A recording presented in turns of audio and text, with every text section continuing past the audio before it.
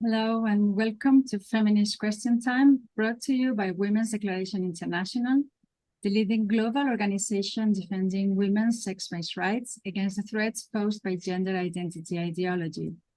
There is more information on the website womensdeclaration.com, where you will find our declaration on women's sex-based rights, which has been signed by 36,966 people from 160 countries, and it is supported by 517 organizations. We have many volunteer activists, including many country contacts from every continent, engaged in defending women's rights. You can also just become a member of WDI to help our work, but volunteer or donating. Please join us. Today, we have a very international panel ranging from Australia to the United States. And we will have Karh Aiken from the UK, and she will tell us about our new book. We will have Luba Fein from Israel. Luba and Zobnina will be talking about the latest European Parliament's resolution on prostitution and its impact on women's rights. We will also have Jessica Williams. She will tell us why she signed the Declaration on Women's Sexual Rights. We will welcome again Cláudia Borralho from Portugal. She was here last week, and she will continue with her presentation on the brief history of the gender critical movement in Portugal, strategies and struggles. And finally, we will have Irene Lawrence from the USA and Marieke Pmt Bos from the Netherlands, and they will be telling us why they signed the Declaration on Women's Sex-Based Rights. So without further ado, we will have the intervention by Karh Aiken from the UK. She's a WDI volunteer, a full-time employee, an amateur editor, and a harassed mother. And she will be explaining all of you about the new and first, let's hope it's not the last, WDI book, Women's Rights, Gender Wrongs. Hello, sisters. The WDI book is due to be published on Wednesday, 10th October next week. And before its publication, we just wanted to pass on a little information about the book, about the project as a whole, and about where you'll be able to buy it. Women's Rights, Gender Wrongs, the global impact of gender identity ideology was inspired by one of the WDI country contacts meetings in spring 2022. These meetings take place weekly and are attended by WDI women from all over the world who talk about their activism and what is happening as regards women's rights in their countries. It's a chance for everyone to share what they've been doing, ask for support, or just to let off some steam about the latest outrageous colonization of women's spaces. Regular attendees include women from Asia, Latin America, Oceania, Europe, and North America. The geographical spread has provided us with a snapshot of how gender identity ideology has reached all the corners of the globe. As an organisation, we thought we could turn this into a book, which would be the first to tackle gender identity ideology's global impact. The book is in 2 sections, 35 country reports spanning every continent, and 28 chapters solicited from declaration signatories. Country reports are based on the 9 articles of the Declaration on Women's Sex-Based Rights and provide deep insight into the state of women's rights in individual countries and how they are affected by the encroachment of gender identity ideology. The chapters cover a wide range of issues, including rapid onset gender dysphoria, surrogacy, statistics, loss of lesbian spaces, and the horrors faced by women imprisoned with men. Our authors come from Brazil, Angola, Argentina, Australia, the US, Wales, and many more places. Some are experienced writers and academics. Some are writing for the first time. All are brilliant. This project has been an enormous collaboration of over 115 women and simply would not have been possible without WDI, a truly grassroots women's organisation which has inspired and connected women everywhere. The editorial team is hugely grateful to the support we've had from the directors, from our country contacts, and from every woman who gave up some time to help us get the book out. We've had some fantastic endorsements already from Renata Klein, Anne Ramy, and Kathleen Stock, and do hope as many of you as possible will buy a copy. Pre-ordering is available on Amazon and from Waterstones in the UK. There will be an ebook which you will be able to buy directly from the WDI website. We hope you enjoy it, and thank you to everyone who helped us get it done. Now we will move to one of the recent developments, a positive development for a change.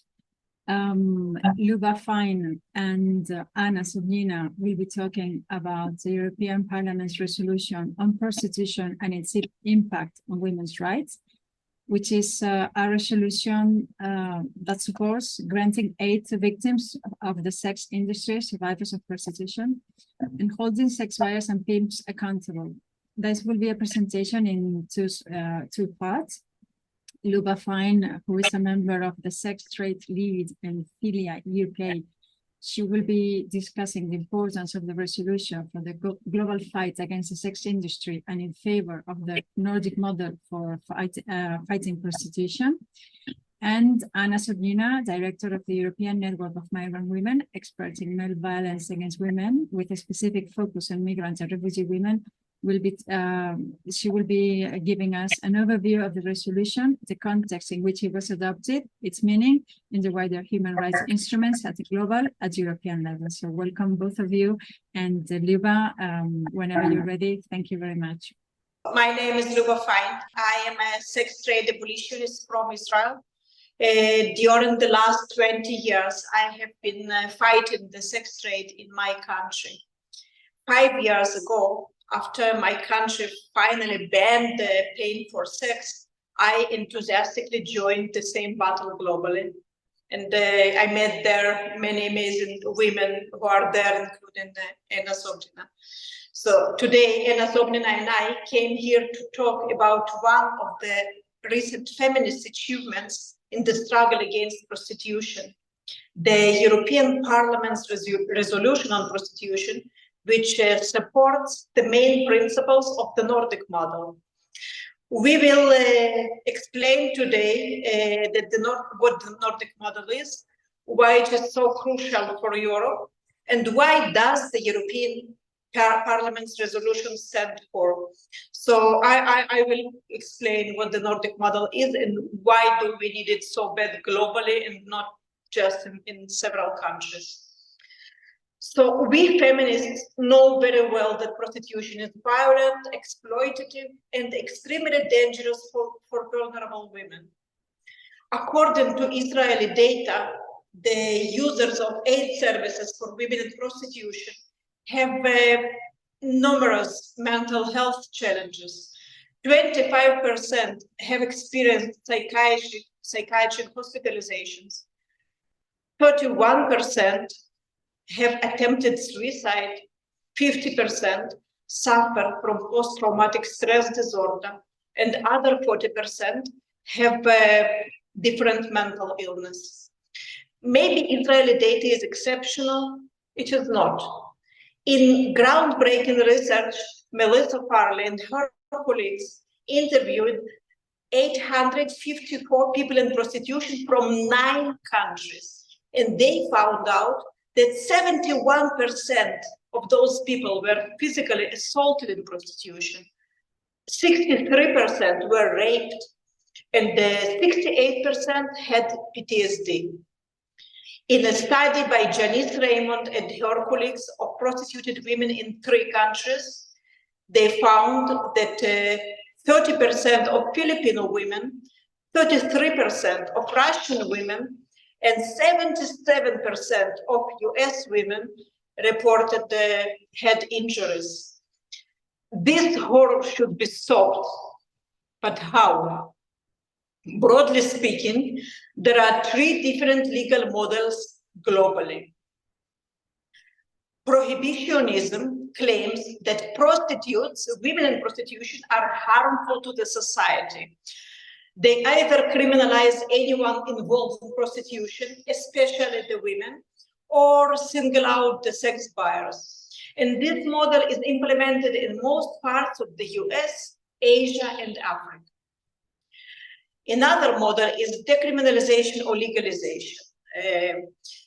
This model claims that the sex trade can be less harmful or not harmful at all if adequately regulated.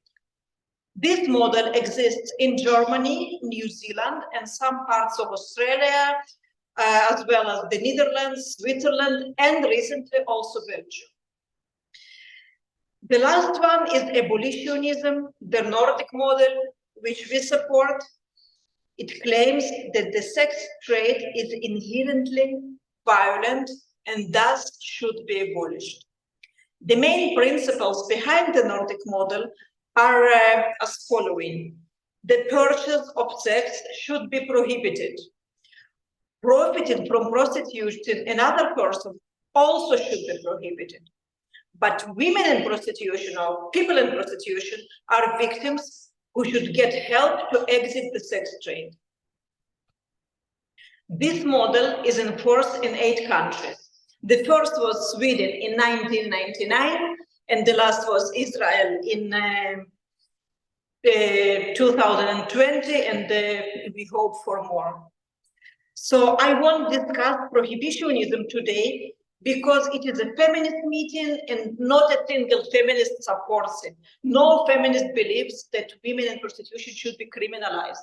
This model is also becoming less and less popular in Europe and the OECD. The real global struggle now is between the supporters of legal brothels and the supporters of the Nordic model, like us. So, okay, legalization and decriminalization, we often use both terms. They are basically the same in implementation. They make the brothels legal. I will explain what is Nordic model. However, the underlying ideology is different. The idea behind the legalization is that we cannot eliminate the sex trade. So we will let the state supervise it and make it less harmful, maybe less dangerous. The ideology behind the decriminalization is different. It suggests that the sex trade is not inherently harmful. Only the legal framework can be harmful. The stigma harms women, the police harms women, but the pimps and the sex buyers are not necessarily bad. Once we treat prostitution as a normal job and running a brothel is a normal business, all the violence, most of it will stop. Okay? Not okay. It is interesting to say that in recent decades, there has been a change in the rhetoric related to the sex industry. 3 decades ago, we mainly heard cold liberal arguments, such as women choose to be prostitutes, it's their business, it doesn't concern me. But in recent decades, a pseudo-feminist rhetoric has been born to defend the sex industry. Those who use it say, we know that some women enter prostitution because of the scarcity of alternatives, but we must respect their choice. These women have agency. Who are we to decide for them? So they support pimps selling women to sex buyers and make billions, but it is simply because they respect women. There are no other reasons. So I must point out here that prostitution does not exist because some women chose it. It seems understandable to me, but I also hear feminist women say that if we give women more opportunities, there will be no prostitution. So this is simply not true. If we understand that prostitution is violence, we know that it is impossible to choose it.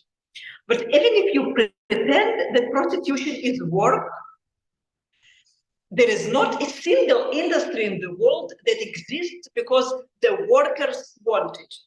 Industries are driven by demand, by producers, by marketers, but never by workers. However, we also do not believe that legal prostitution is better. Even in theory, even if perfectly implemented, decriminalization cannot eliminate the inherent violence of prostitution as a practice. Prostitution is violent. Women do not want to be prostitutes, legal or illegal. When prostitution is legal, it is promoted and advertised. The demand is climbing up. The gap between supply and demand is expanding. How can we bridge the gap? by forcing more women in prostitution, by manipulating them. Supporters of legal brothels claim that in the countries where prostitution is decriminalized, the women in prostitution are in a better condition than in the Nordic model countries. But even this is a lie. Of course, even in the Nordic model countries, women in prostitution suffer, because you cannot turn prostitution into something good, just like you cannot turn rape or domestic violence into something. At most, we can reduce the dimensions of the phenomenon and help the victims. But what happens in the countries where prostitution is decriminalized? These countries have released almost no official reports on what happened since the brothels became legal there. We have no official reports from Australia, the Netherlands, Switzerland, Austria, Greece, and other countries. But let's address the little information we do have. In New Zealand, prostitution was decriminalized in 2003. In 2008, the official report was published. The report was written in collaboration with the organization that promoted the law, New Zealand Prostitutes Collective. So they kept to guard the cream. The findings of the report were praised. So like the model worked, everything is good. But when you read the report, you see fewer positive things. For example, the report states that a third of women in legal prostitution could not reject even one client a year. Just imagine, not even one client a year, a third of women in prostitution. Another 10% reported being punished for rejecting a sex buyer. So this is legally enforced rape. In addition, even according to very conservative estimates from New Zealand, the number of women in prostitution quadrupled during the law period. For more information, you can see the latest publications on the Nordic Model Now website. Now, Germany. 2 documents were published there by a former policeman, Helmut Sporer, in the last 2 years. According to Sporer, the vast majority of the population in prostitution in Germany are foreign women who do not want to be there. Still, they are unaware of their rights and are afraid to contact the authorities. In 2002, a year ago, a study by Melissa Parley and her colleagues showed that legal sex buyers in Germany are aware of coercion and violence against women, but they do not report it to authorities. Explain to me now, how are they not criminals? At the same time, we have some evidences of a decline in the sex industry under the Nordic model, like in Sweden and Norway. Israel has not yet published an official report, but we have information from organizations that help thousands of women to get out of prostitution yearly. These women have someone to ask for help. It is not enough, and we should not sit quietly, but it is an important step. But the problem is that enforcing the Nordic model in only a few countries, it is not enough. Look at the evaluation report of implementing the Nordic model in France. Look at that report. The report cites people in prostitution, mostly from economically unstable countries. Unfortunately, this report does not attempt to ask who operates all those people, but still, they say that they intend to move to Switzerland, where the brothels are legal, or to Spain, where it is illegal to hold brothels, but enforcement is feeble, but not stay in France, where the Nordic model is enforced. The Nordic model makes prostitution not profitable. However, when the Nordic model only exists in a few islands in the world, the crime routes move to other places, to the neighboring country, like from France to Spain. And this is our biggest problem in Europe. As far as some countries in Western Europe, like Germany, Holland, Switzerland, Belgium, have legal prostitution, implementing the Nordic model in Sweden, in Norway, or in France, it won't solve the legal original problem. As I said, legalization of prostitution does not make prostitution attractive to women or even bearable. Nobody wants to be in prostitution. So less vulnerable women from dominant economies of Europe, they can avoid it, and they do avoid it. Evidence tells that most women in prostitution in welfare countries in Europe are from Eastern Europe or from some other place in the global South.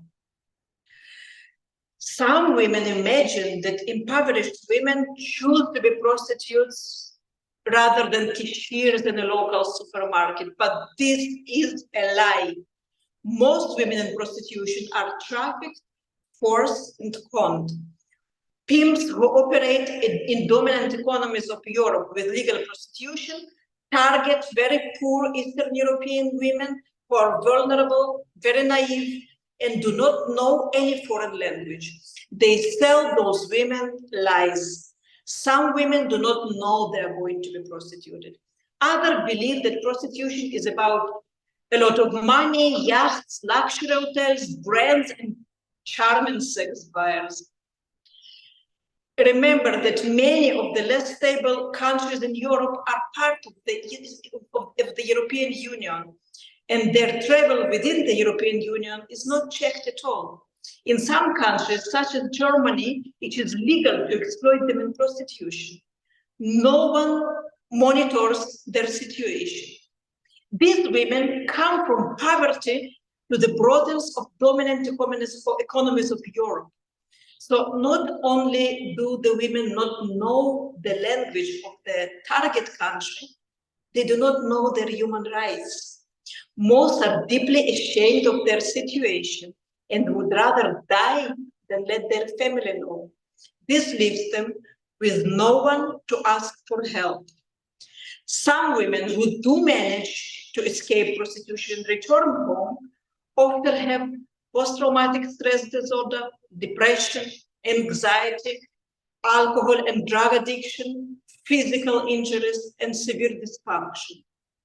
However, no rehabilitation frameworks, adequate welfare services, comprehensive physical or mental treatment await them at home. The burden of treating the victims of the sex industry falls on economically and politically unstable countries who do not know how to do it.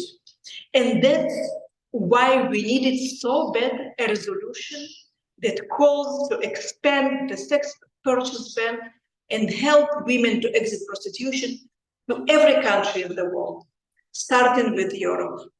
I just want to emphasize again that prostitution, I have seen the chat even after my presentation, so it is very important to me to say that prostitution does not happen because women are poor or destitute or have fewer alternatives or maybe have sexual trauma from childhood.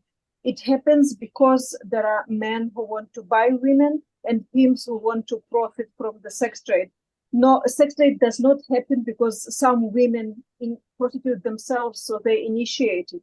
It is not a prostitutes-driven industry. So it is very, very important. So for the sex trade to stop, we don't have to empower women or make women richer or more powerful or more aware of the situation. If every single woman in this world will go rich, Pimps and Jones will not sit down and say, oh shit, the women are rich now, so we will just go back home. They should be targeted, not women. They should be targeted. They feed this industry. They create this industry. They run this industry. Thank you. Now, Anna Zobnina will explain the contents of the resolution that we hope will create this legal framework for women in the jurisdiction. Anna, whenever you're ready. Thank you. Welcome. So I will take you through the resolution that Luba mentioned that was adopted by the European Parliament on the 40th of September. It's a very, very recent document and a very important one. And I understand that Not everyone might know about the Nordic model, but also not everyone might know about what the European Parliament resolutions are and what power they have. So just to place it in a historic context, I will speak about the content of the resolution, what it says, but its legal roots. So every document, every legal document that the European Parliament adopts must have a legal basis. So it has to be derived either through European Union law, from European Union treaties, or needs to have a connection with international law, maybe Council of Europe, or international law in the sense of United Nations. So the major legal connection here is actually CEDAW Article 6, CEDAW, the Convention for the Elimination of All Forms of Discrimination Against Women. And Article 6 deals specifically with prostitution, trafficking for prostitution, and sexual exploitation of others. That means pimping of other people. But since the convention, CEDAW Convention, deals with women specifically, so it is really about pimping and sexual exploitation of women in prostitution, and it recognizes it as a crime. So starting from this United Nations Convention, Article 6, which also had a general recommendation based on the Article 6 in 2020, and it was General Recommendation 38, that explained to the states about the crimes of trafficking and how they are connected with the institution and the system of prostitution, and what kind of women are particularly vulnerable. So this is what CEDAW committee did in 2020, starting from this and some other international instruments that we have, such as Palermo Protocol, but also previous resolutions of European Parliament and also European Union law. The resolution was adopted in the context of quite a strong campaign that several organizations had been doing for a number of months. This is just an example of the most kind of, the latest before the resolution. This is the action that we co-organized with a number of our partners. You can see Luba there in this photo. These are the members of the network of our network, European Network of Migrant Women, but also our partners from Coalition for the Abolition of Prostitution and other organizations who did this action in front of the European Parliament and inside the European Parliament as well. Our network is, as the name stands, we're made of migrant and refugee women, and our position is very clear. It has been such since the foundation of the network. We will never accept prostitution as a job, which is very often offered to migrant women in Europe, and migrant women statistically constitute overwhelming majority of victims in prostitution, in some countries up to 100%. So this is the resolution itself. As the title stands, says, the resolution intends to look at the implications of various models, legal models on prostitution on women's rights. And Luba just took us through those different models. So we have quite contradictory and completely opposite models on prostitution in Europe. With some countries recognizing it as a job and other countries recognizing it as violence and others standing somewhere in between. So the idea of this resolution that was based on first investigation and a report was really to look into the impact, what happens with women's rights if you take prostitution and regulate it as a job like any other, or if you treat it as a form of violence and discrimination and inequality that basically is an outcome of unequal relationship between women and men. The resolution was adopted with quite a good majority, I would say, but there were some abstentions as well, and I will speak about a bit later. But now the main points of the resolution. So first of all, as I started my presentation, it placed the this text in the historic tradition, the abolitionist tradition that we already have in the international instrument, starting with CEDAW Convention, Palermo Protocol, and EU fundamental law. So basically, it reaffirmed that in the international law, of course, sex work does not exist. So whatever is being quoted by some United Nations agencies here and there and reports, sometimes they use this expression sex work. In reality, not one single binding legal instrument at international level has the term sex work. So what is there is prostitution, exploitation of prostitution, meaning pimping, exploitation of others, exploitation in prostitution, trafficking for the purpose of exploitation of prostitution. These are the correct legal terms. Secondly, the resolution reaffirmed that prostitution is a form of violence. It doesn't specifically say male violence. This is the term that we use, that I use, but it would recognize women as being overwhelmingly impacted by this, and men as perpetrators, and as such, it is a form of male violence. It made it very clear, again, reaffirmed. It didn't invent it, because this affirmation was already in other conventions, including, by the way, 1949 Convention on Prostitution and Trafficking, which says that prostitution is incompatible with human dignity. The question of consent is irrelevant here. The question of whether somebody chooses or not, it's really a secondary kind of derailing conversation. At the bottom line, the understanding is that human sexuality, in this case, obviously women's sexuality, commodification of our bodies and of ourselves, because we're not separate from our bodies, commodification of our sexuality is incompatible with human dignity, and it is based on a number of legal cases, in the same way as we cannot consent and preserve our human dignity, which is primordial in the international human rights law. We cannot consent to slavery, for example. In the same way, there is no compatibility between human dignity and somebody consenting to prostitution. And this is on top of the fact that consent, of course, some would argue that consent cannot be bought, and this is what the resolution says. But if we go even further, consent in some circumstances can be bought, it can be coerced. So the point is not the consent. Consent is not really particularly feminist concept or a term to start with.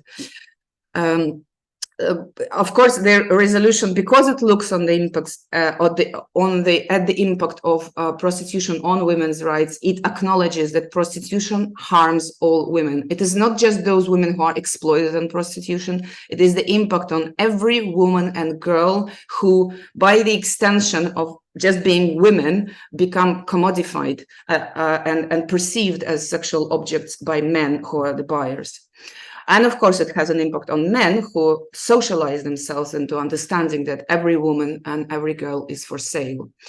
The resolution also recognizes racist and classist nature of prostitution, which of course we can observe if we just study those women who are segregated in brothels or are being pimped in the street. It is overwhelmingly women either from migrant background and of course poor women.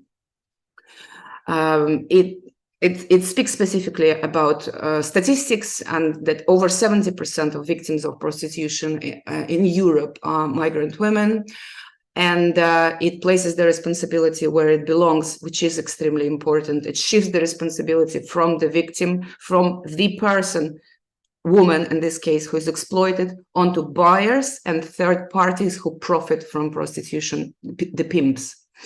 It calls to reduce demand for prostitution by criminalizing perpetrators, which is the Nordic model that Luba was talking about. And it absolutely demands to criminalize all those exploited in prostitution and to provide exit support programs, trauma-informed reintegration, and access to fundamental rights. And I just want to give a few quotes. So the resolution can be found on the website of the European Parliament. It is translated in 24 official languages of the European Parliament, but here we're dealing with the original English version. So these are the actual quotes how does it define the prostitution? You can find there the definition, and you can use it. It speaks, it equates prostitution with the form of violence. It makes a very clear point that yes, there are some who would argue that they chose to be prostituted, and there are those who argue that they consent, and the transaction that occurs within prostitution doesn't harm them. And they absolutely do not constitute the majority of those who represent the prostitution market. And the laws and the decisions in our society are usually taken on the basis of the majority, and particularly the most vulnerable among those who are affected by a specific problem. So yeah, this is, again, I already mentioned this, but this is a concrete quote. It says that prostitution is incompatible with the human dignity and the worth of a human person. It gives, actually the resolution is about 30 pages, and then it separates it thematically. So there is one chapter on demand, one chapter on those who are exploited in prostitution, one chapter how the prostitution is impacting the rights of women and girls, and what is in the EU terms is called gender equality, and I called it the equality between the sexes. It calls on the states to provide various programs, from prevention, obviously, to create the conditions that does not facilitate entry of women, and most vulnerable women, in prostitution, in particular with the emphasis on refugee women who are being trafficked and pimped, migrant women, poor women, women who are coming out of care homes, and homeless women, those who are coming out of prison as well. So all of those vulnerable groups, to install the prevention programs, to reduce the demand, to introduce the programs that would reduce demand through education, but also to criminalize the buyers and the third parties. So yeah, it addresses specifically that those who are seeking to exchange sexual acts, and it uses correct terms, because very often the terms that are used in legal documents, they call it sexual services. We always argue against it. This resolution is good on language. It uses sexual acts rather than sex or sexual services. So yeah, it calls to criminalize every person, and we know that they are overwhelmingly men who are seeking to exchange sexual acts for remuneration. And it calls on the states to punish, to recognize as a criminal offense anybody who profits from prostitution.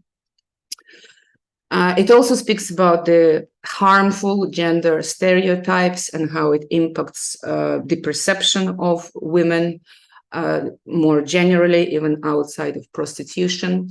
Here I want to mention as well that, and this is a bigger issue that we have with practically all legal texts that come out of European institutions, but particularly European Parliament, there is a very great conflation between sex and gender overall in documents.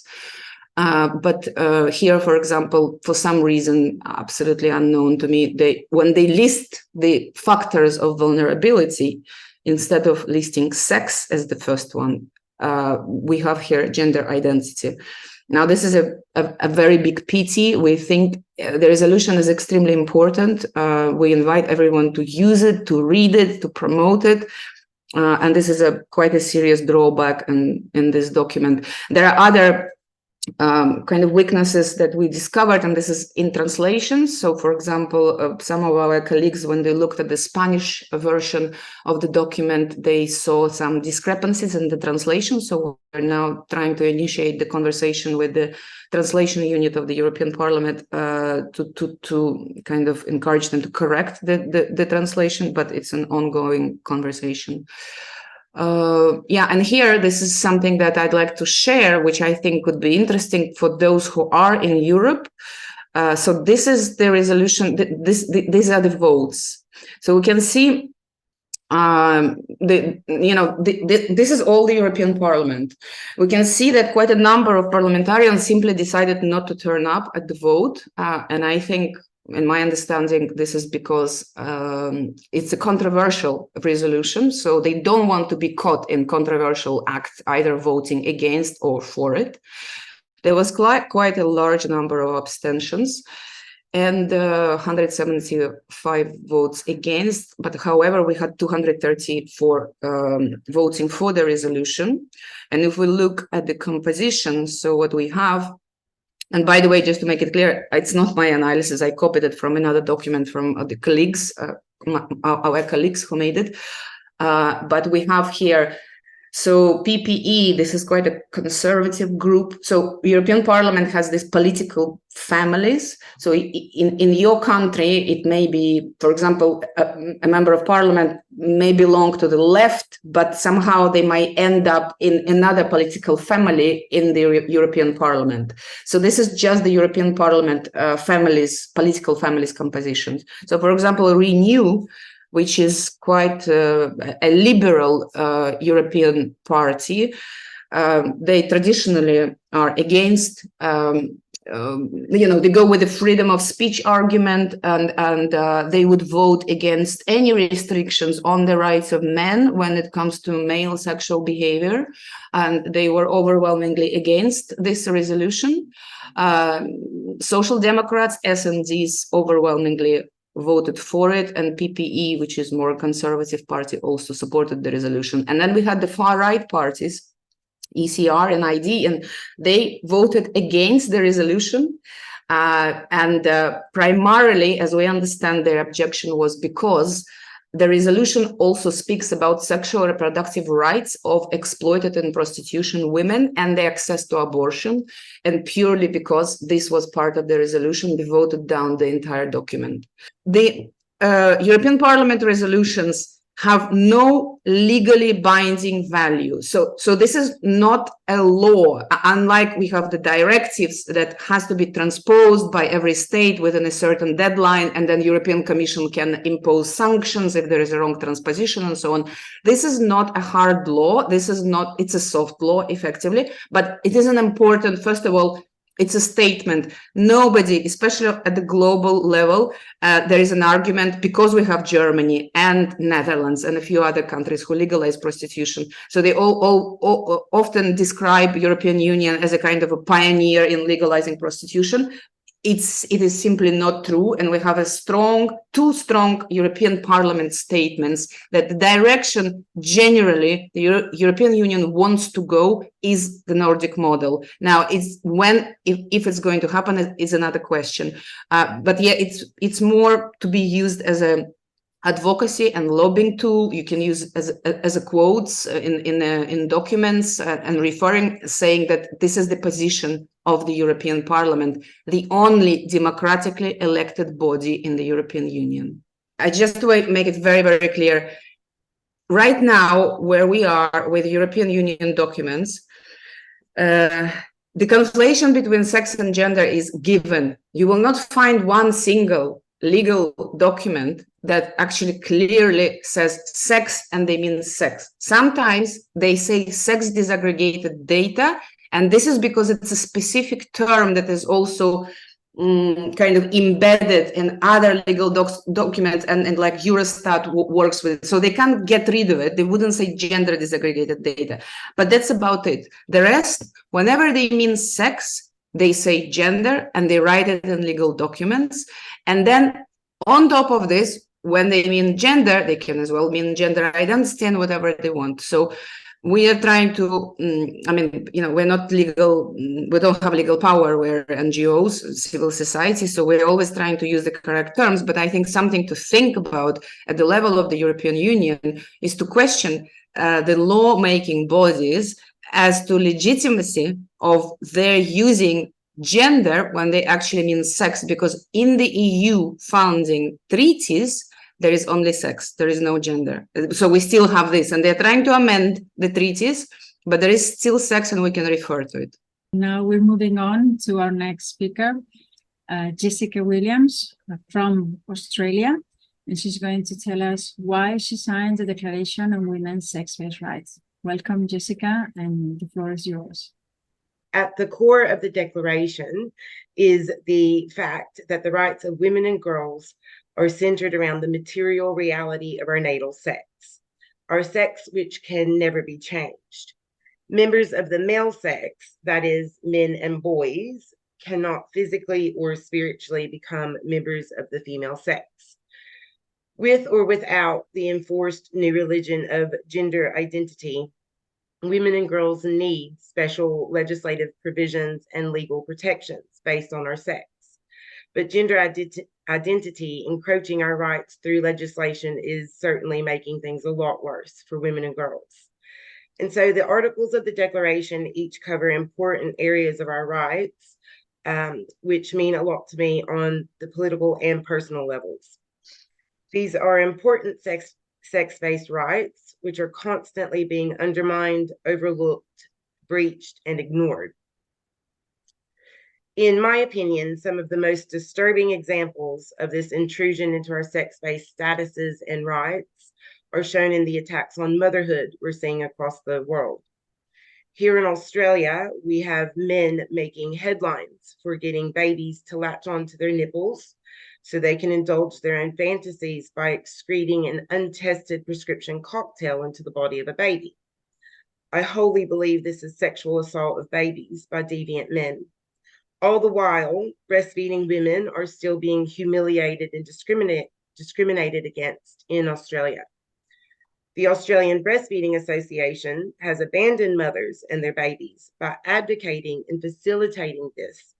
They advocate for natal men to chest feed babies.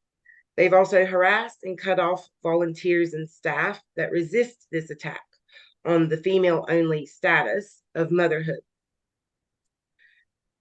While women and girls in Australia suffer with inadequate reproductive health care, the government, some clinics, and some NGOs and women's advocacy groups worry about inclusive language for men that claim to be women and demand access to abortion and other reproductive health services. Only women and girls will ever need abortion services, and I'm very tired of suffering fools on this subject. And put very simply, I believe that the reproductive exploitation of women through surrogacy is wrong, full stop, and it must be stopped. As for the ludicrous notion that a man could ever gestate a human being in utero, I find it horrifying that some people on this planet are so deranged that they seek out ways to manipulate the male body to do something it is not intended to do and will never actually be able to do. But to hell with the carnage that they create on this wild goose chase.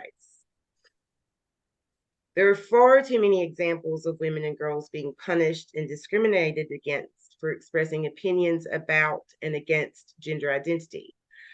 From recently in Australia, an autistic schoolgirl being suspended for questioning why a boy was in the girl's bathroom with her at her school, to a female professor at the University of Melbourne being consistently targeted for years with harassment and vilification by students and faculty. And in more recent months, an academic researcher and law student at the University of Melbourne has been harassed for her opinions about gender identity. Even the United Nations Special Rapporteur on violence against women and girls was compelled to speak up about the suppression of this important right for women. Within her statement, she says, quote, "Attempts to silence women based on the views they hold regarding the scope of gender identity and sex in law and in practice, and the rights associated with these, severely affects their participation in society, in dignity, and in safety, as well as their country's prosperity and development."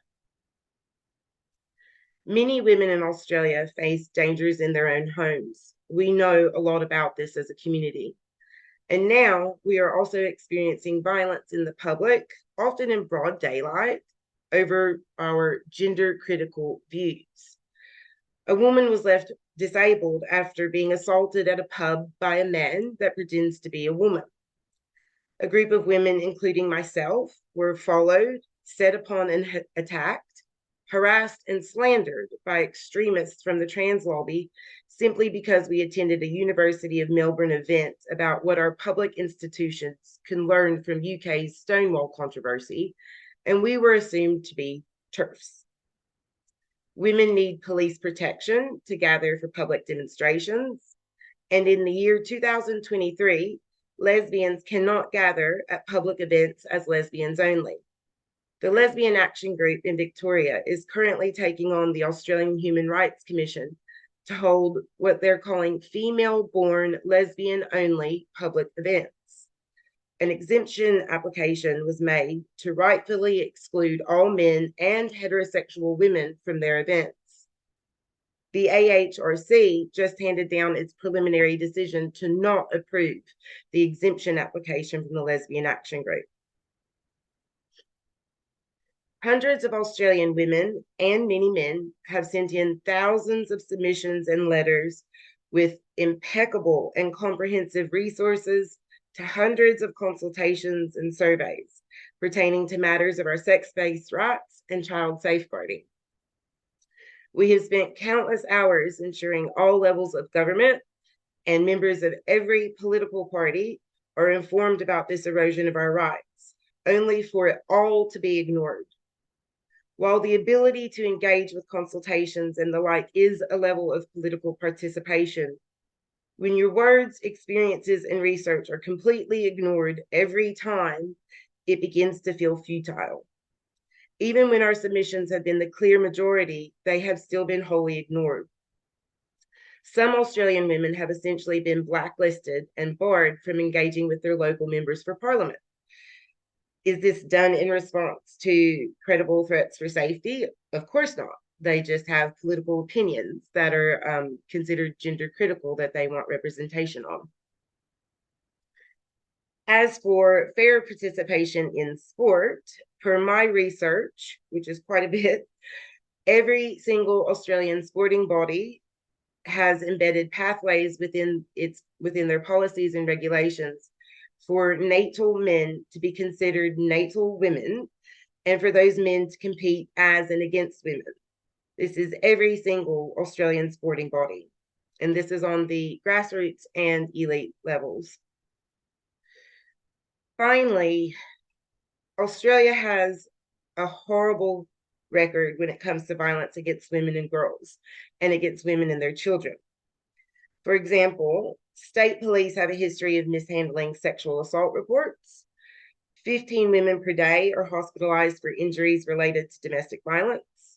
An average of 1 woman per week is killed by a violent male known to her, and we are set to surpass that average this year. A high percentage of total assaults, as you can see on the screen, are matters of domestic and family violence. Prison officials are known to hide the number of strip searches conducted against imprisoned women, and when records are kept, we see that women are strip searched in very high numbers, repeatedly and without good reason. Escalating the rampant violence against women and girls is Australia's new government-sponsored religion, gender identity ideology. On top of increasing rates of female incarceration, deaths of Aboriginal women in custody, and so many other injustices that incarcerated women face, every state and territory in Australia has a policy or a legislative provision which permits natal men being housed as and with women. During the sentencing of a dangerous male sexual offender in a Victorian court, His Honour Judge Tawana states the following in reference to the man known as Lisa Jones. Having considered this matter carefully, I am satisfied beyond reasonable doubt that you will pose a risk to the sexual safety of 1 or more persons or to the community upon your release from custody. He also said, I am satisfied beyond reasonable doubt that you present a real risk as opposed to a fanciful risk, and I regard the magnitude and the nature of the risk posed by you and the consequent gravity of possible harm as high. Despite the clear and admitted risks this man posed, he was placed in a women's unit at the Dame Phyllis Frost Centre, a supposed women-only prison in Victoria, Australia. On top of that, Thousands of girls and young women are being sent binders every year, oftentimes without any parental or medical professional involvement. All levels of government are seemingly captured, and there is seemingly no political party or government department with the integrity to genuinely stand for women's rights in these matters. State health departments and other departments, which are running female-specific surveys and consultations, define woman as everyone and anyone in the country, further skewing important data, and police process people based on self-identified gender. Of course, this is just the country I live in. It gets worse for women in some other countries in many ways. The bare minimum I could do is sign the Declaration on Women's Sex-Based Rights, and I hope like hell that I see the day that its provisions are genuinely implemented within legislation and culture the world over. Thank you. We will move to our next speaker, Cláudia Borralho. She was here last week, but she didn't have the time to finish her presentation. We will have now the end of that. Cláudia will tell us about it's a short history of the gender critical movement in Portugal, strategies and struggle. Last week, I explained basically how it worked with the feminist movement and the LGBT, the gay and lesbian originally movement in Portugal. It was quite late comparing to most of the countries. Basically in the 90s, we started with the gay and lesbian charities and all this stuff. This was the first, the Gay and Lesbian Film Festival. This is from 2000, and by the time the name was Festival Gay Lésbico de Lisboa. In this 11th edition, they changed the name to Queer Lisboa. So it was a sign. People was not very aware what was queer at the time. It was in 2007, but they added also Festival de Cinema Gay Lésbico de Lisboa. So they add both. Nowadays, it's only Queer Lisboa. So you see, so people already had the word queer in its mind. The feminist movement, in 2015, a group claiming to be feminist invaded Figueroa's barber shop. And unfortunately, this is the image that most Portuguese have from feminists nowadays.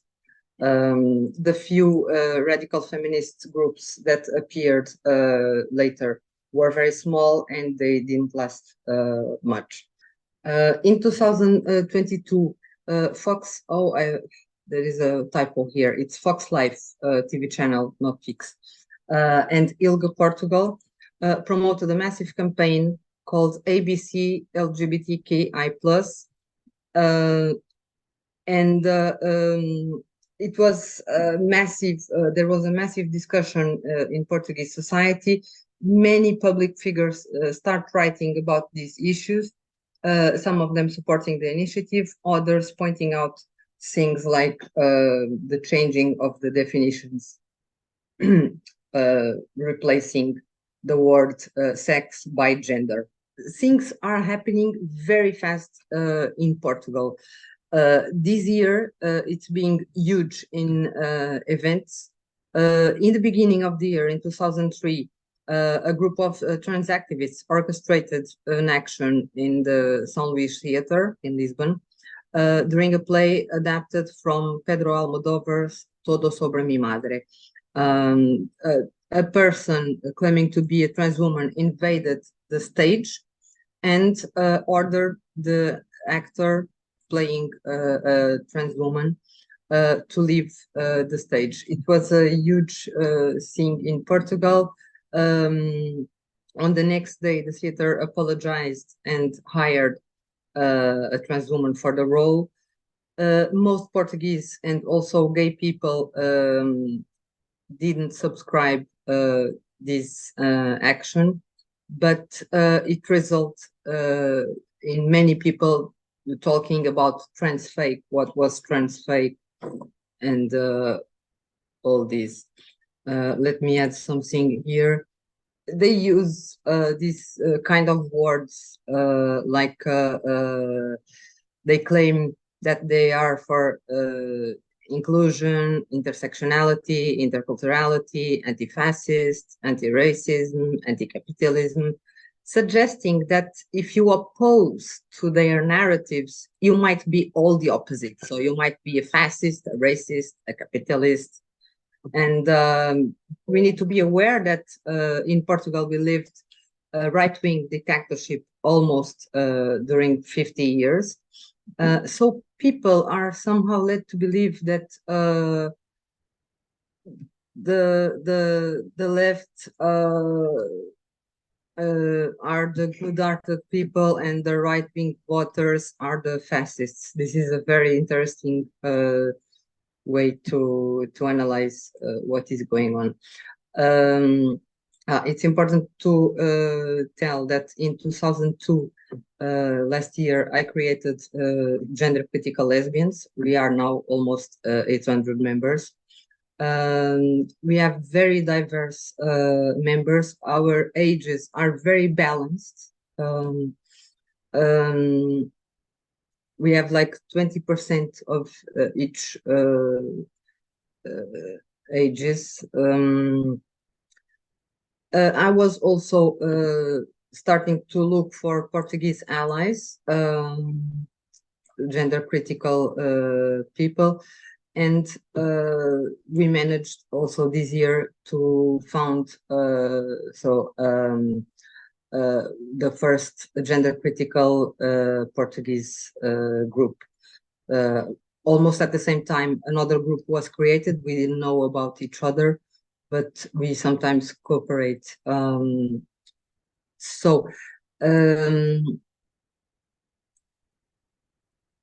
Basically, similar critiques of transfake were done also to Pão de Açúcar, a book written by a very known writer. But they claimed that because he was a cis author, not trans, he shouldn't be allowed to write about a trans person.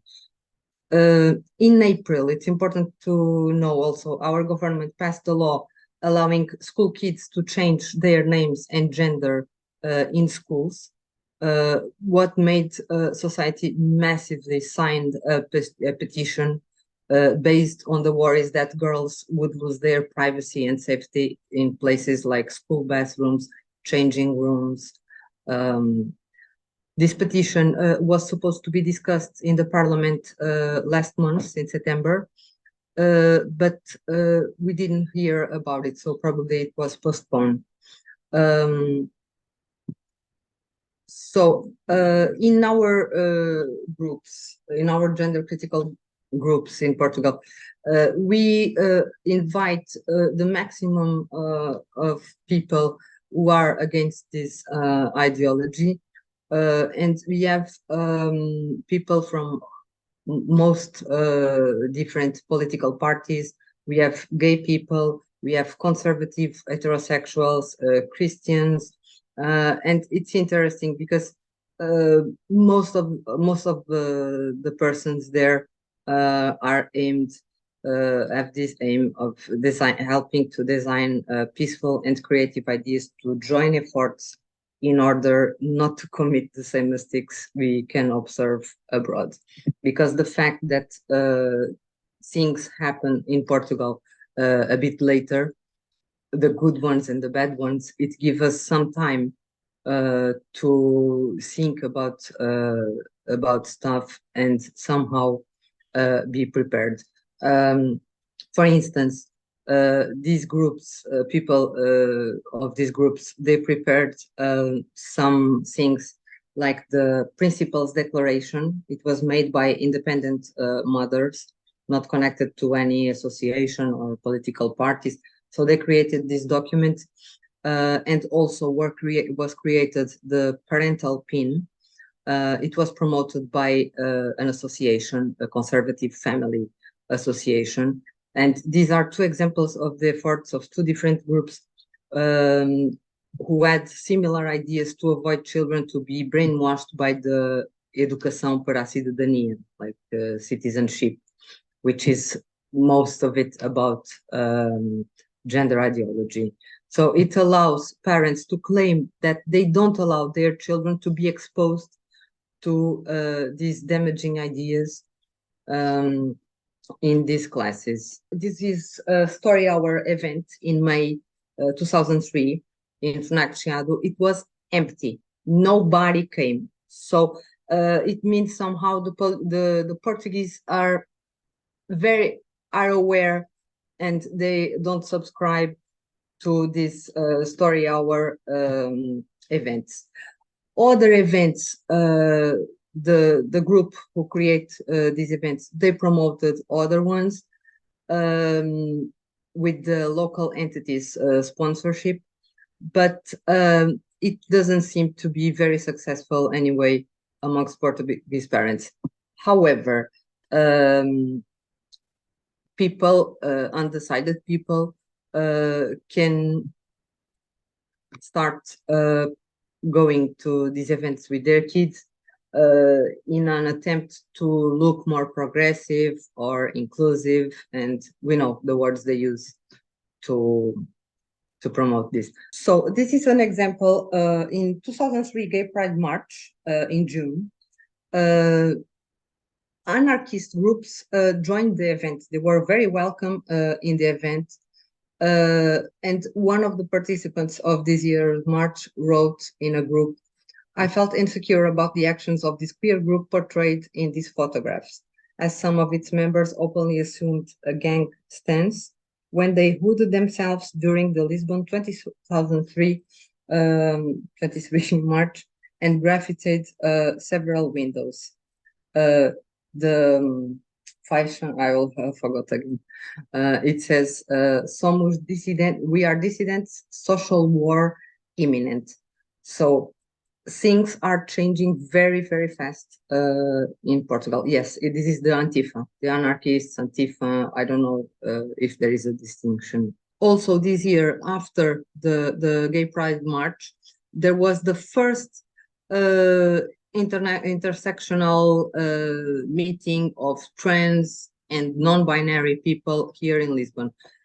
It was not held in any LGBTQIA+ association. It was held in a feminist organization founded in 1976, called UMAR. So this is unbelievable, yes, that this feminist association promoted this event excluding women. Me and some friends, we tried to ask them if it was possible to participate, and they remained silent. I also said, maybe I'm a non-binary, I would like to discover that with your help. Can I participate in the event? And they didn't answer neither. This was last month. This is the first book with a neutral language. It is, as you can see, it says inclusion, diversity. So these kind of words that people tend to associate with positive things. By curiosity, I spoke with 4 friends working with the children to check if they knew about the book. None of them heard about the book. They said, "Oh, it looks nice because it is about inclusivity and maybe it's a good thing." So they are not at all aware. So yes, we distrust these words nowadays. That's sad. What happened?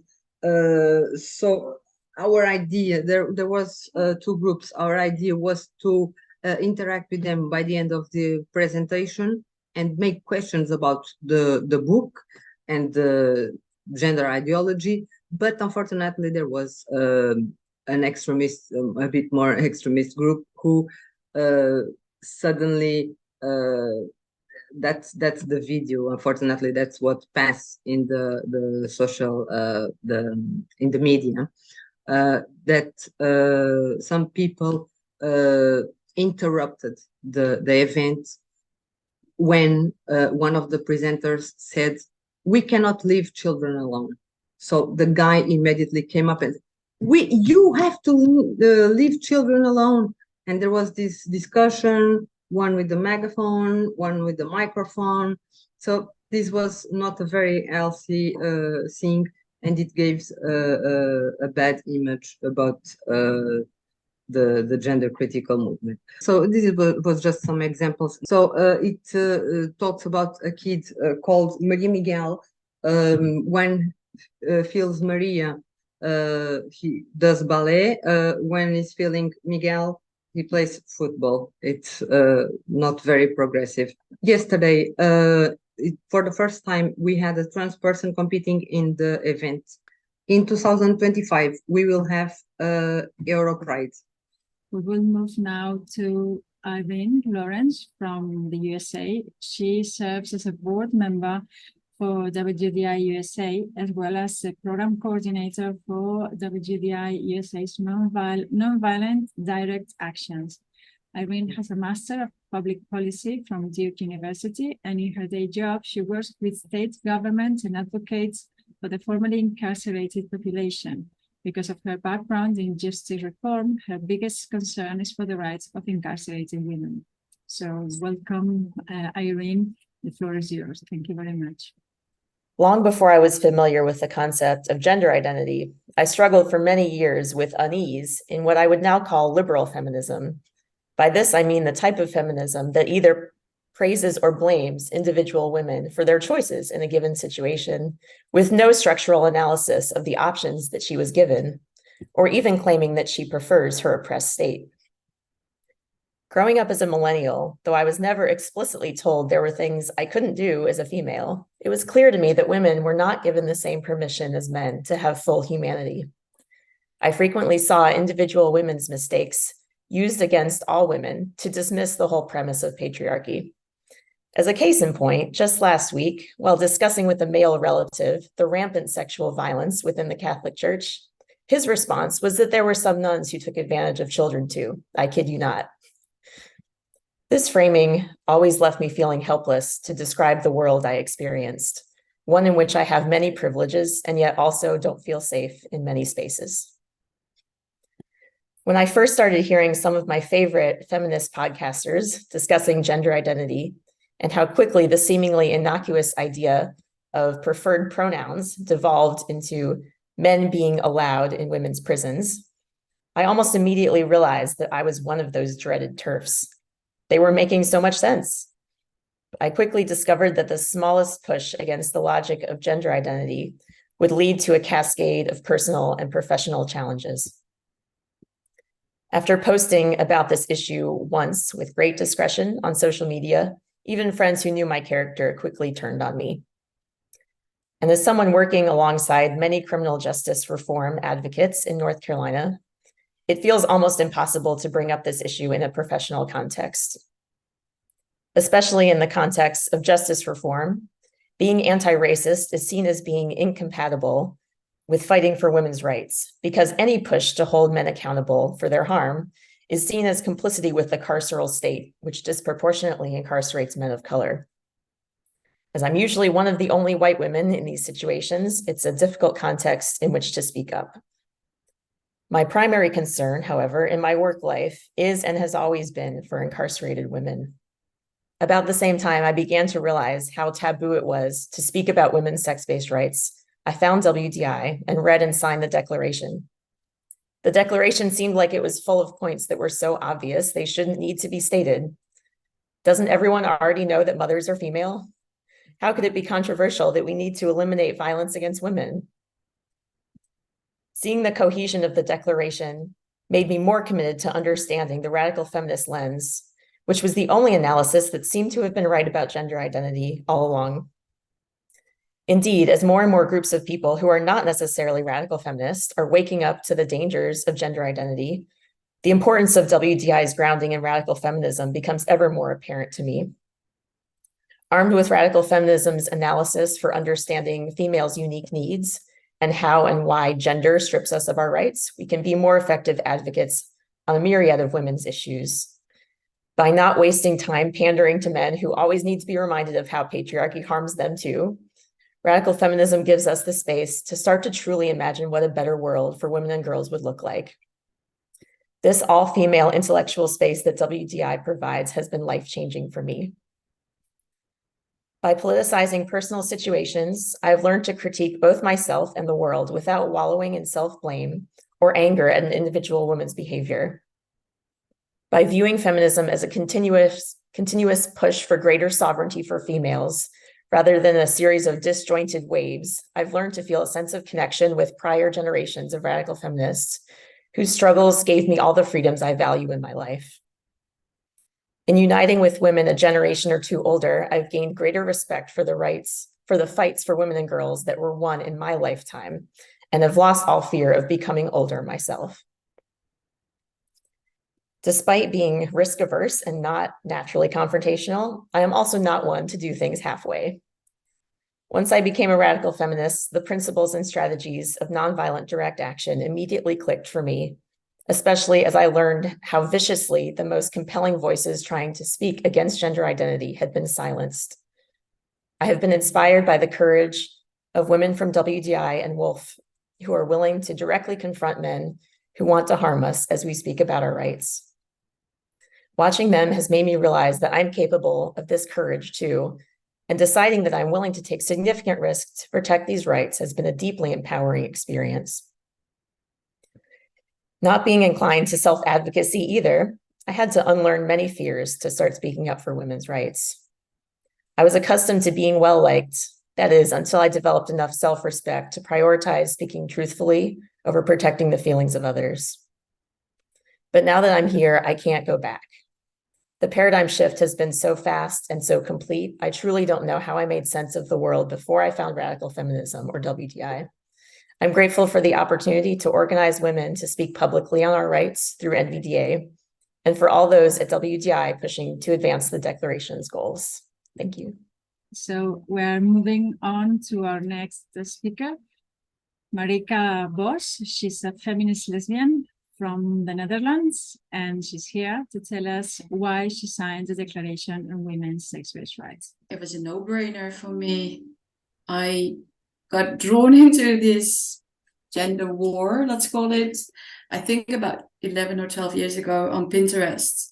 That was before I was on Twitter, and I was member of several feminist group boards, and we had some discussions about prostitution, for instance. Is it a women's right or is it a women's wrong? But it was always kind of okay to disagree with sex workers' work. But then it seemed out of the blue, it was all about trans women or women. That was new to me. And I think it took me a couple of months before I got blocked from most of the feminist group boards for being transphobic. At first I was surprised by the stupidity of the arguments. And they were so stupid, they actually made me doubt myself. I really thought, am I too stupid to understand this? No, of course, a trans woman is not a woman. But then eventually I found Feminist Current. I think it was founded in 2014, and I joined Twitter, and I found all these women who were sane like me, and that was a really good thing. Because before this started, my idea of people who were transsexuals, not transgender, were actually very feminine gay men and butch lesbian women. That was my experience with people who identified as trans. But to find out that it's also a sexual thing, a fetish, that was new for me. I see. And you mentioned that you were blocked from the groups that you had joined online, but I think also that you don't feel free to speak even in the offline world, in your current in the ordinary life, and that's for a reason. Would you like to tell us about that? Yeah, I'm a civil servant, and we are allowed to speak on controversial topics unless it directly impacts our job. And I work for the Dutch social security department of a municipality. I have clients, a caseload of clients, vulnerable people, and every now and then one of them identifies as transgender. So I want to be a neutral person. So I don't think for my clients it's right to know what my political views are, or what my standpoint is on prostitution or transgender identities. So it doesn't stop me from speaking to colleagues about this, or friends and family. I'm fortunately enough to not have lost any friends. But it's a close call. Why did you sign the Women's Declaration? Why do you think that is important for women? Because it makes sense. I think I agree with pretty much all of it. I'm against surrogacy, I'm against prostitution, transgenderism. Because of my job, I work with a lot of vulnerable people, and there's such a clear difference between men and women. The problems they have, it's just not the same. So we need to make that distinction that women face a sex-based oppression. It has nothing to do with gender identity. It's all about our sex and how it's exploited by men. Is there anything else you would like to tell women about what's happening in the Netherlands, for instance? Yeah, we don't have self-ID yet, fortunately. There was a proposition for a new law, but it's been declared controversial, which means our government fell. I don't know if that's the right proper English expression, but it fell, and we are going to have new elections in November. And because it's declared controversial, it means that until after the elections, they cannot do anything with it, which is a good thing. It has been postponed a couple of times already. And even the party that suggested self-ID is starting to doubt whether it was a good idea. But still, pretty much all the parties on the left are still leaning towards self-ID. Yeah, and since 2014, it's already almost self-ID, because all you need is a note from your doctor. It can be your GP, it can be a psychiatrist or psychologist, that says that you have this gender identity and that it's fixed and unchangeable, and then you can change your legal sex. So that you don't even need what's it called in English? A document that says that you are a certificate. So, well, no, or a diagnose, an official diagnose. From you don't need a diagnose, but also not a certificate that's for good behavior. I'm sure each country has it. You need it if you apply for a job with children, for instance. You don't even need that. So if a rapist comes out of prison and decides he wants to be legally recognized as a woman, he can just go to the city hall and get his certificate and get his legal sex changed.